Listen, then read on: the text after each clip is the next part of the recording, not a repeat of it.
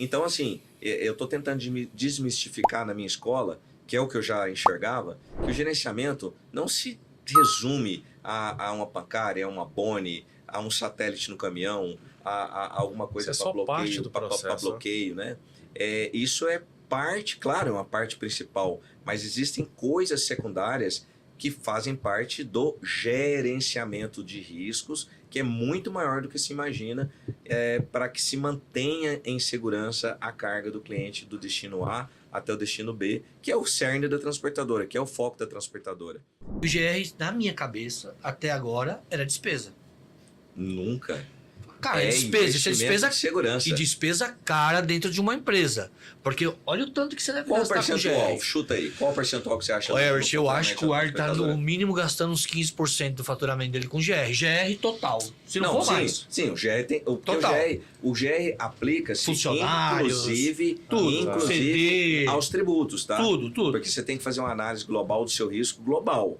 Então, quando eu falo análise de global, você tem que ter gerenciamento dos seus galpões, você tem que ter gerenciamento dos caminhões, você tem que ter preventivas de motoristas, que é aquilo que nós conversamos agora com gerenciamento comercial, você tem que pesquisar. Toxicológicos, você tem que ter gerenciamento de impostos, porque você hoje é corresponsável se você carregar uma mercadoria com a nota falsa, por exemplo, se você transportar um caminhão, uma carga sem nota e cair num fisco, você é corresponsável com o ICMS do embarcador. Perfeito. Então o transportador ele tem riscos inerentes altamente complexos e desproporcionais ao valor da receita. Era uma coisa que era muito difícil negociar. Às vezes você chegava num cliente, o cliente penalizava ali.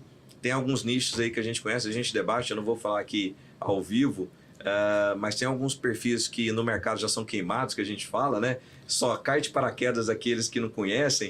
Então, um dia desses nós estávamos falando sobre isso daí. Você falou assim, Herbert do céu, eu vou ter que pagar 170 mil reais aqui.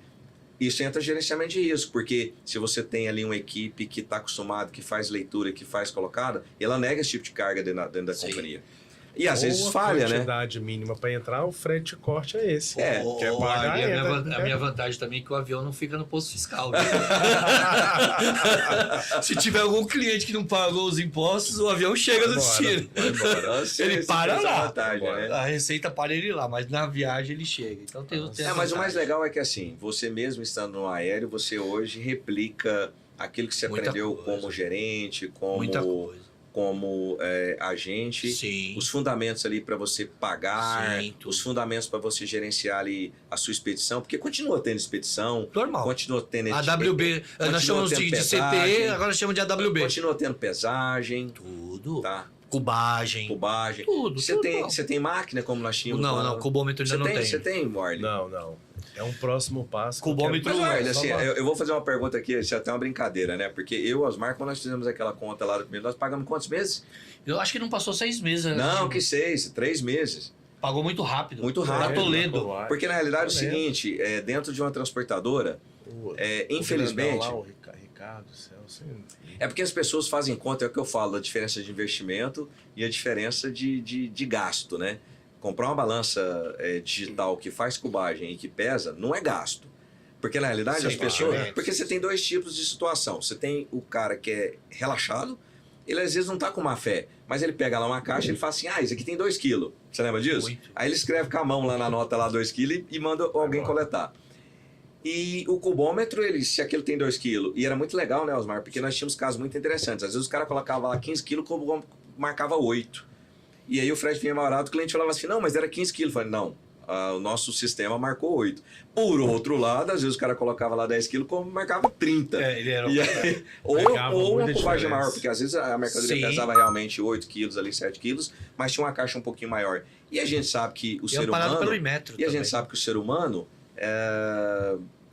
acaba no dia a dia ali tendo... A palavra preguiça mesmo, tem né? Suas margens de... É porque é muita caixa que tá entrando, então o cara olha lá, chega um caminhão lá com 1000 caixas dentro lá. Isso é tudo 15 por 15. Faz tudo 15 por 15 aí, coloca. E nisso as transportadoras não fazem conta, e isso foi um choque para mim pós-mar, na época, e essa conta, você sabe que eu sou muito matemático, né? E eu me lembro como se fosse hoje. Nós pagamos acho que 100 mil reais naquela... Foi um absurdo de caro pra Parecia época. um valor caro. No nosso tamanho era Só que absurdo. no primeiro... 48 mil. Era Não, paulada. então não aumentou tanto. Mas veja, naquela época com aqueles fretes, a diferença do investimento no primeiro mês nós já pegamos aí 35 mil de gato. Sim. Né? Eu chamo de gato aqui, diferenças de frete a nosso favor. Ele dava um relatório. Então foi um caos ali no saque no primeiro momento, que o pessoal começou a gritar, né? Ah, que absurdo, vocês estão tirando a gente. E a gente começou aí foi muito interessante, porque a máquina é digital, então tinha altura, largura, era pelo metro.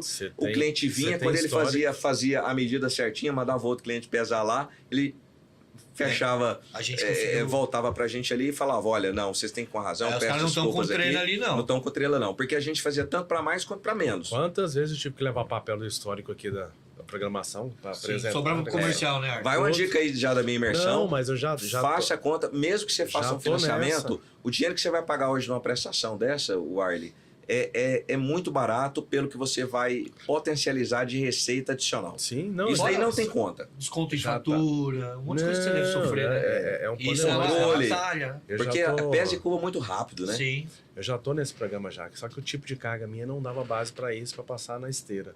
Mas já é pro próximo... Mas aí você tem um líder aqui, um amigo aqui, que na época a gente tinha esses problemas também, você pode segregar algumas coisas. Mas por causa do tipo de carga, porque era só a região norte. Como eu comecei, iniciei. Então hoje eu tô naquela média. Então a cada 10 carretas que eu carrego pro norte, já tô tirando 8 para Goiás e DF. Ah, perfeito, entendi. Então eu tô equilibrando a carga para pular para essa questão da incubadora lá. Toledo já tá na visão já. É outro caso interessante também. Nós lá carregávamos a carreta, se desse excesso de peso, você tinha uma multa lá, ou parava, você tinha que mexer, né? No avião, se você brincar com isso, você pode derrubar um avião. Por causa do peso de decolagem e do peso da distribuição, né? Porque você pesa lá e fala que está a questão hoje de continua essa dificuldade com balança, mesmo com eixo, entre eixos, pelo amor de Deus, isso é um absurdo. Eu já tô no automático, vai e depois fica mais barato. E assim, mais barato. Ontem, conversando com que luta, hein? Com o transportador Binho, né? Com o José Carlos Abinho. E a gente entrou nesse mérito de balança, né? De ANTT. Recentemente eu mandei para o Osmar, esse ano, no final do ano passado, Sim. Eu paguei 26 mil de uma transportadora que tem 8 anos que está fechada. De ANTT. ANTT. Eu parei a operação da transportadora Lagoinha em 2016, Sim. porque eu vendi a Transline em 2020, então a gente consolidou as operações da transportadora Lagoinha com a Transline. E para minha surpresa, o ano passado, finalzinho do ano passado, eu até passei para você, olha aqui, né? A multa. E meu nome ficou sujo no Serasa, da minha irmã na Serasa e da Lagoinha de uma vez. Lá a gente catou porque a Lagoinha tá inoperante, tinha lá, sei lá, R$5 na conta, R$10, lamberam o dinheiro.